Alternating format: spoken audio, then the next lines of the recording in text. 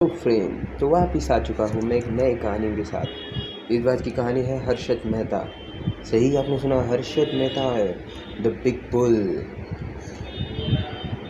The 1919 के दशक में हर्षद मेहता की कंपनी में बड़े निवेशक पैसा लगाने लगे थे, मगर जिस वजह से हर्षद मेहता का नाम स्टॉक मार्केट में छाया हुआ था, ऐसी ही यानी एसीडी में सीमेंटेंट कंपनी में उनका पैसा लगाना शुरू किया। हर्षद मेहता के एसीसी के पैसा लगाने के बाद मानो एसीसी के भाग्य ही बदल गए, क्योंकि एसीसी का जो शेयर 200 रुपये का था, उसकी कीमत कुछ ही समय में 9,000 हो गई।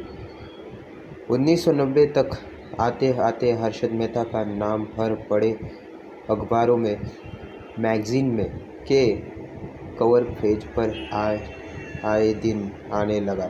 स्टॉक मार्केट में हर्षद मेहता का नाम बड़े अद्भुत से लिया जाने लगा। हर्षद मेहता के 15,500 स्क्वायर फीट के एसी फेसिंग पेट हाउस से लेकर उनकी महंगी गाड़ियों के शौक तक सबने उन्हें एक सेलिब्रिटी बना दिया था। ऐसा पहली बार हो रहा था कि कोई छोटा सा कॉर्बर लगातार इतना इन्वेस्टेट कर रहा थे और हर इन्वेस्टेट में के साथ करोड़ों कमा रहा है। बस इसी ही सवाल में हर्षद मेहता के अच्छे दिनों को बुरे दिनों में तब्दील कर दिया। सवाल था कि आखिर हर्षद मेहता इतना पैसा कहाँ से ला रहा है। 1992 में हर्षद मेहता के इसी राज से टाइम्स ऑफ इंडिया की पत्रकार सुचेता दलाल ने इसी राज का पर्दाफाश किया। सुचेता दलाल ने बताया कि हर्षद मेहता बैंक से एक 15 दिन का लोन लेता था और उसे स्टॉक मार्केट में लगाता देता था।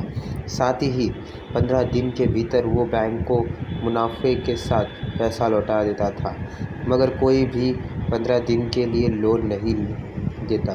मगर हर्षद मेहता बैंक से 15 दिन का लोन लेता था।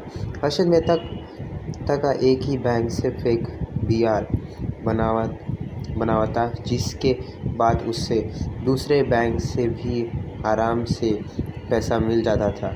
हालांकि इसका खुलासा होने के बाद सभी बैंक ने उसके अपने पैसे वापस मांगने शुरू कर दिए। खुलासा होने के बाद मेहता के ऊपर 72 क्रिमिनल चार्ज लगाए और गए और लगभग 600 सिविल केस फाइल हुए।